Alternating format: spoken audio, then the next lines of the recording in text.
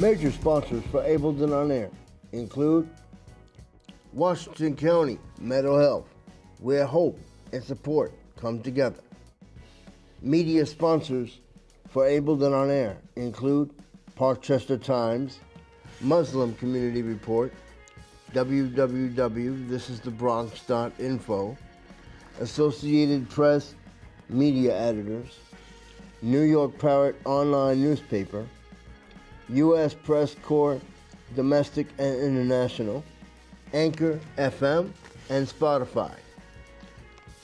Partners for Ableton On Air include Yahad of New York and New England, where everyone belongs, the Orthodox Union, the Division for the Blind and Visually Impaired of Vermont, the Vermont Association for the Blind and Visually Impaired, Central Vermont Habitat for Humanity,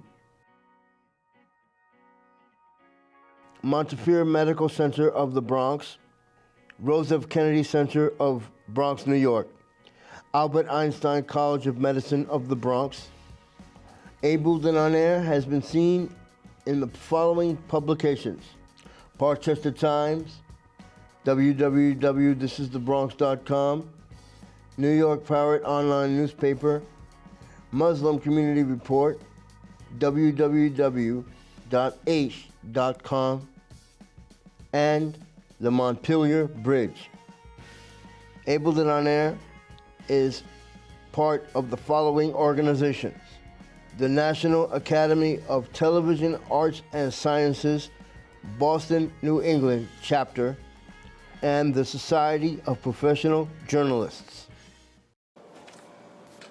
Coming up on this edition of Ableton On Air, we focus on the history of prosthetics.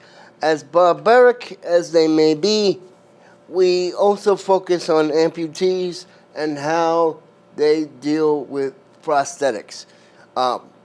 Due to the fact that my wife uses a prosthetic, we're doing this show on behalf of her and so many other people that have many abilities despite their disability. All that and much more when Ableton On Air starts right now.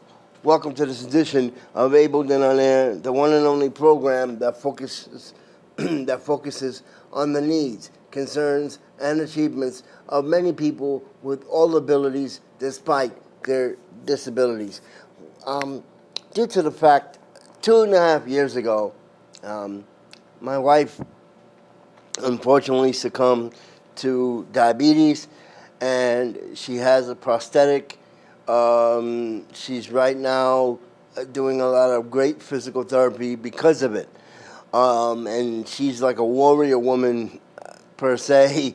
But we're focusing on many people who have prosthesis or prosthetics.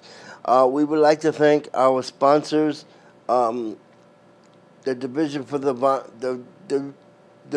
Blind Vermont, the Association for the Blind Vermont, and many, many others, including the Global PAD Association and Way to My Heart, as well as special thanks to Orca Media for letting us continue to do Ableton On Air. Let's begin this informative television program today. Today's topic is prosthesis or prosthetic. This comes from Wikipedia.org, and I'm going to give everybody some websites at the end of this show and some information. In medicine, prosthesis, prosthesis, or prosthesis, prostheses, from ancient Greek, prosthesia or attachment, or a prosthetic implant, is an artificial device that replaces a missing body part, which can be lost through physical trauma, disease, or a condition present at birth. Congenital disorders and prosthesis may restore the normal functions of a missing body part or may perform a cosmetic function. A person who has undergone an amputation is sometimes referred to as an amputee. However, this term is offensive. Rehabilitation for someone with an amputation, particularly coordinated by a physician as part of an interdisciplinary team consisting of psychiatrists, prosthetists, PROSTETISTS,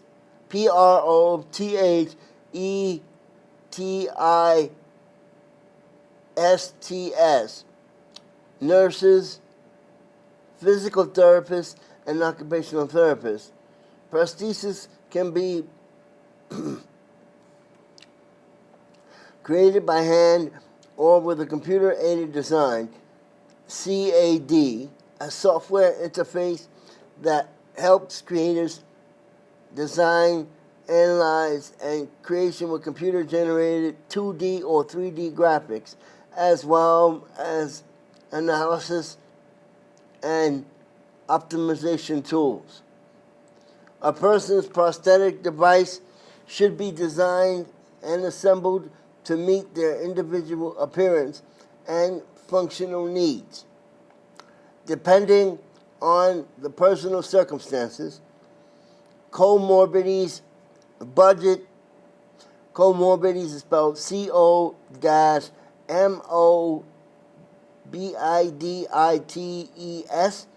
budget or health insurance coverage. To access medical care, decisions may need to balance the prosthetics and function. In addition, for some individuals with a myoelectric device, MYOELECTRIC,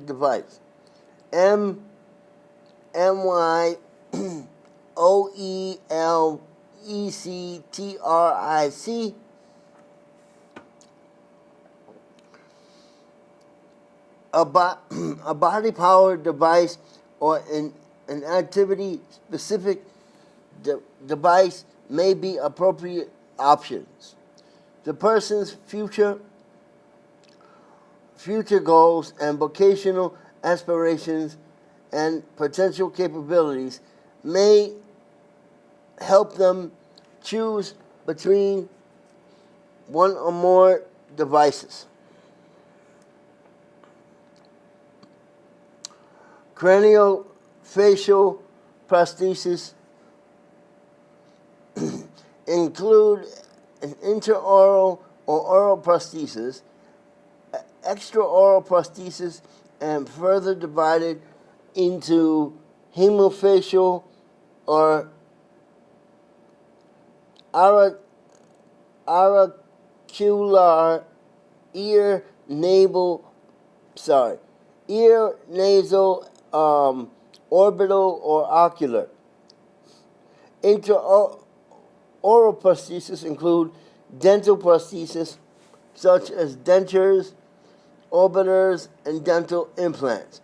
Prosthesis of the neck include the larynx substitutes, trachea, or upper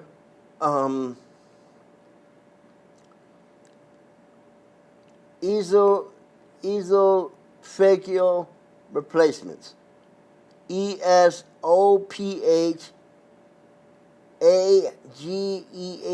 ESOPHAGEAL replacements. Some prostheses include the torso, include breast prosthesis, which may be either a single or bilateral, full breast devices, or nipple prosthesis. penile prosthesis. Don't go asking your doctor for this. Penile prosthesis are used for erectile dysfunction, to perform phalloplasty prosthesis in men, and to build a new penis, or in female to men gender reassignment surgeries. And by the way, Medicaid doesn't allow this anymore for, according to the new president who's in office. If you need this, you have to get parents' permission, and you can't do it under the age of 18. Upper extremity prostheses are used in varying levels of amputation. Four-quarter shoulder articulation, transhumeral prosthesis, elbow disarticulation, and other prostheses. I can't pronounce that word. Wrist articulation, full hand, finger, partial finger, transrectal prosthesis, and artificial limbs that replace an arm missing below the elbow. Upper limbs prosthesis can be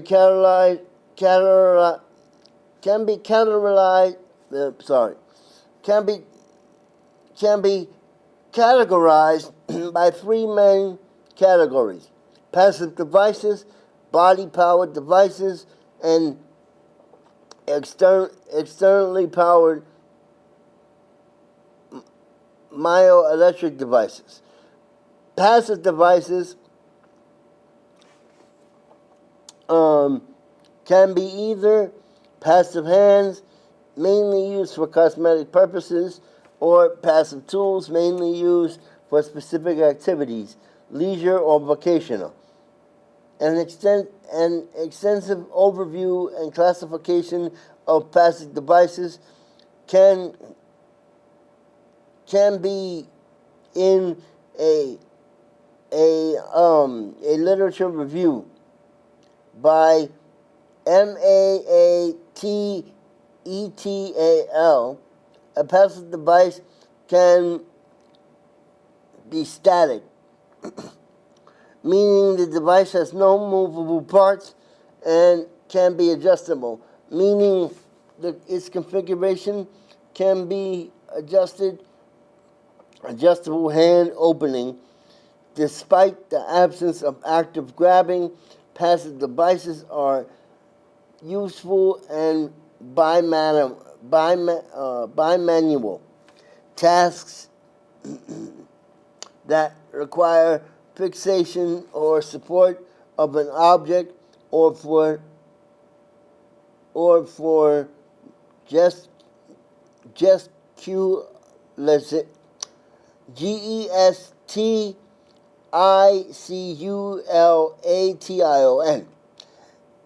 and social interaction. According to specific data, a third of the upper limb of amputees worldwide and passive prosthetic hand.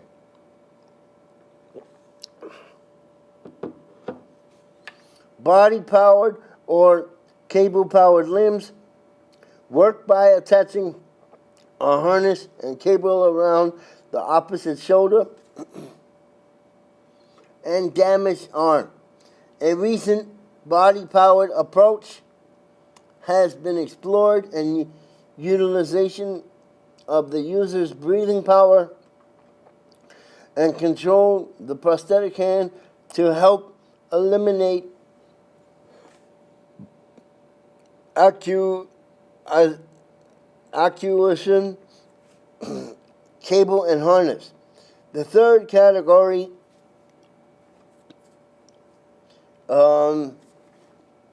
hold on a second. The third category available is prosthetic devices comprises of the myoelectric arms. Now,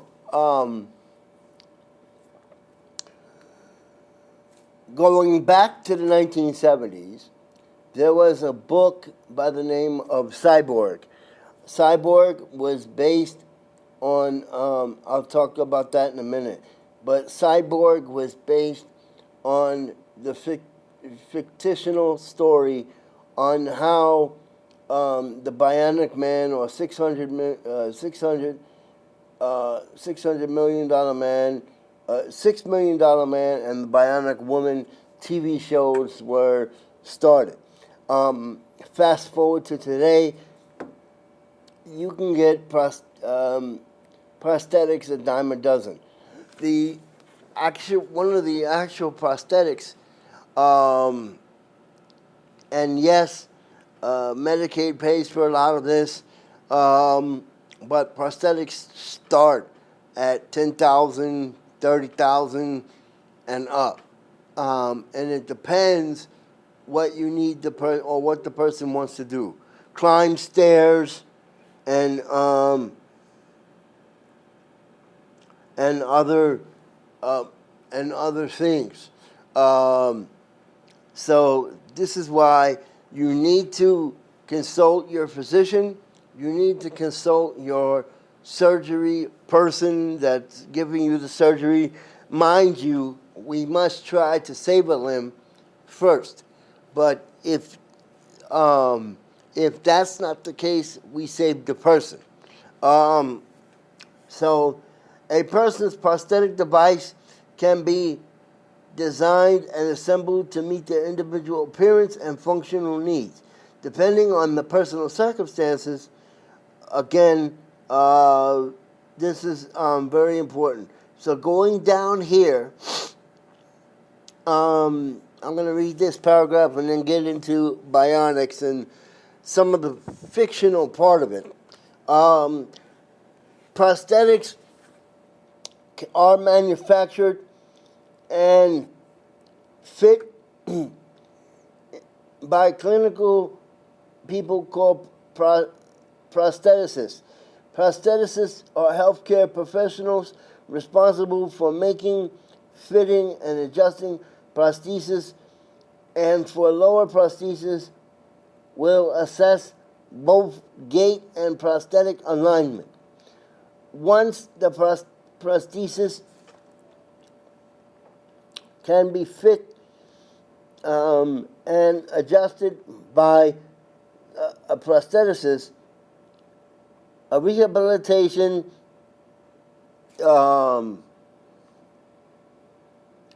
psychotherapist called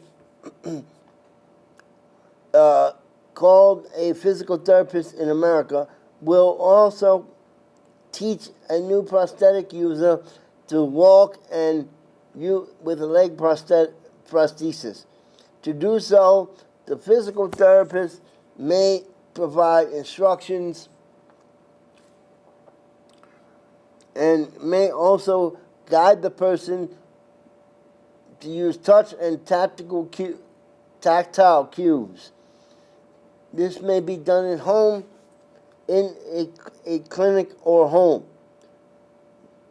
This is some research suggesting that training may be at home or may be more successful if the treatment includes the use of a treadmill.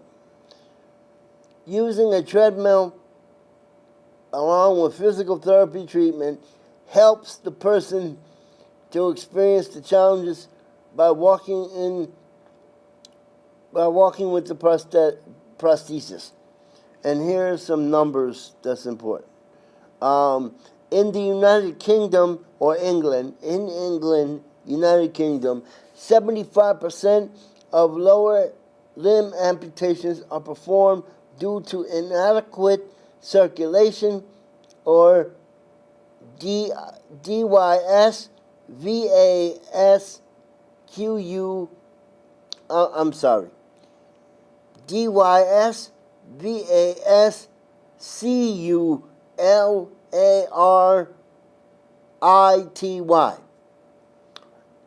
This condition is often associated with many other medical conditions.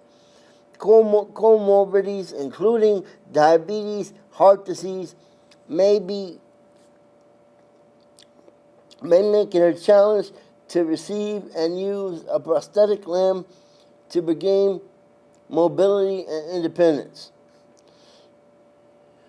For people who have inadequate circulation and have lost lower limb, this is insufficient evidence due to a lack of research to inform them regarding their choice and prosthetic rehabilitation approaches. So, last thing before I get into the bionics or the fictional part of it, transfemoral above the knee.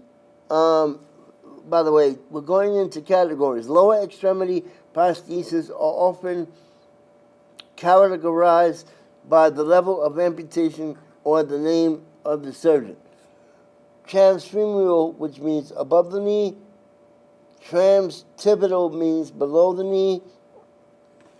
Ankle disarticulation, more commonly known as Symes amputation, S-Y-M-E-S amputation. Knee disarticulation, also see knee replacement.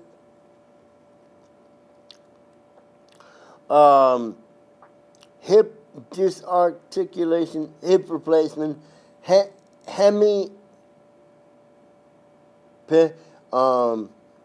pelvectomy, partial foot amputations, and then there are others. Years ago, they used to use wood, rubber, and lightweight, and now they use lightweight materials, including aluminum and carbon fiber reinforced polymers. And they use plastics and other stuff. Okay, so let's get into, we have a couple minutes left.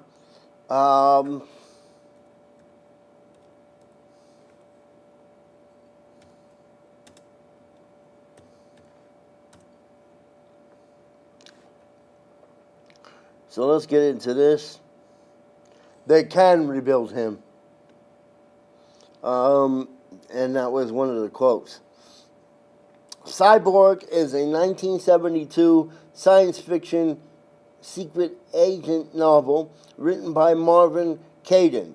The novel included elements of speculative fiction and was adapted as the television movie and series The $6 Million Man, which was followed by a weekly series of the same name. Both starred Lee Majors.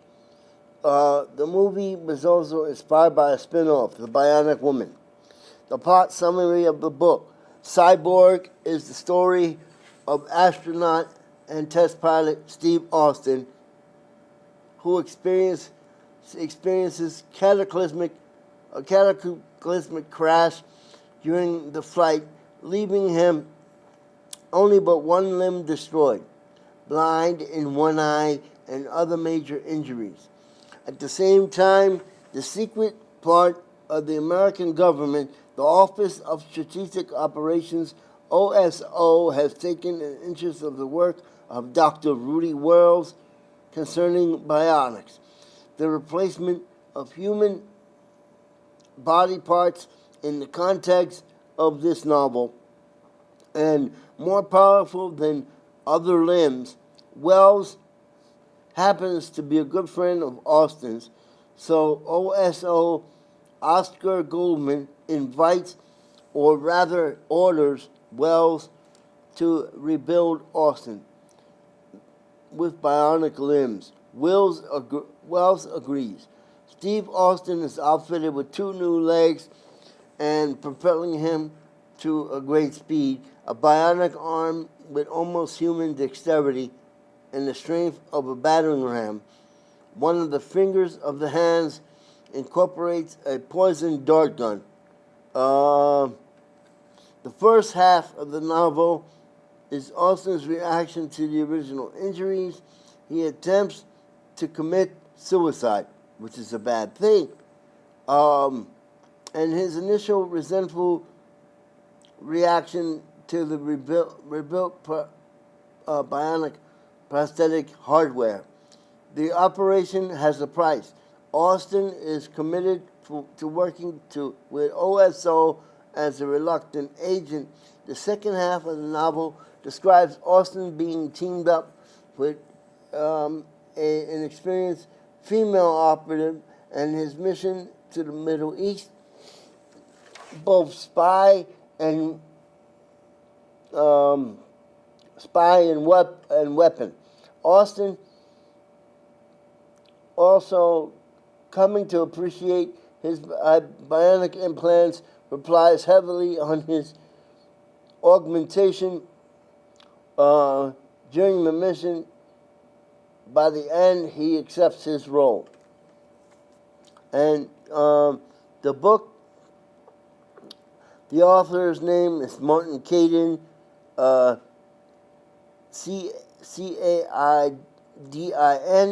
and it's called Cyborg. And it was published in the United States.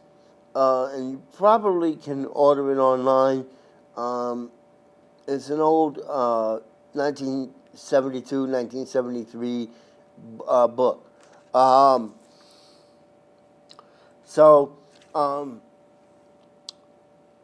This episode was kind of hard for me, but there are, so I'm going to go over some resources.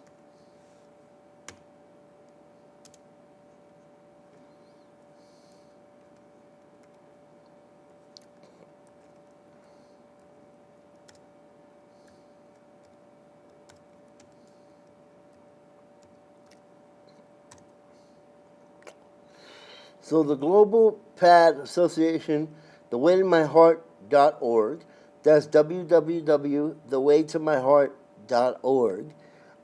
Let's really quick go over the Global PAD Association. The Global PAD Association's mission is, they're a 501c3 agency, and their mission is to support PAD patients, peripheral artery disease patients, caregivers, and providers through high-touch advocacy, education, and interaction. Our high-touch approach is successful in getting patients to the right physician and comply with lifestyle modifications to try to delay procedures and prolong procedure results. We are in the front lines with physicians at vascular conferences around the world to keep our knowledge current, allowing us to lead in patient education and advocacy and support. Their vision is to improve the quality of life of PAD sufferers, and they're scaling efforts to partner with hundreds of thousands of patients and caregivers globally. We are dramatically reducing healthcare costs by eliminating unnecessary amputation. Again, we tried to save my wife's limb, but we saved her life. And there are other programs. So let's get down here. For more information on limb saving and peripheral artery disease, you can contact thewaytomyheart.org, the PAD, the Peripheral Artery Disease Association. thewaytomyheart.org, www.thewaytomyheart.org, and for more information on what you've seen today, you can go to www.orcamedia.net. That's www.orcamedia.net. I'm Lawrence Seiler. Please consult your doctor when it comes to amputations and saving a life. The life you can save is yours, and it's really important. Diabetes is nothing to mess with. Again, if you need assistance, please contact your healthcare provider and also thewaytomyheart.org. www.thewaytomyheart.org. I'm Lawrence Seiler. See you next time on the next edition of Able and On Air.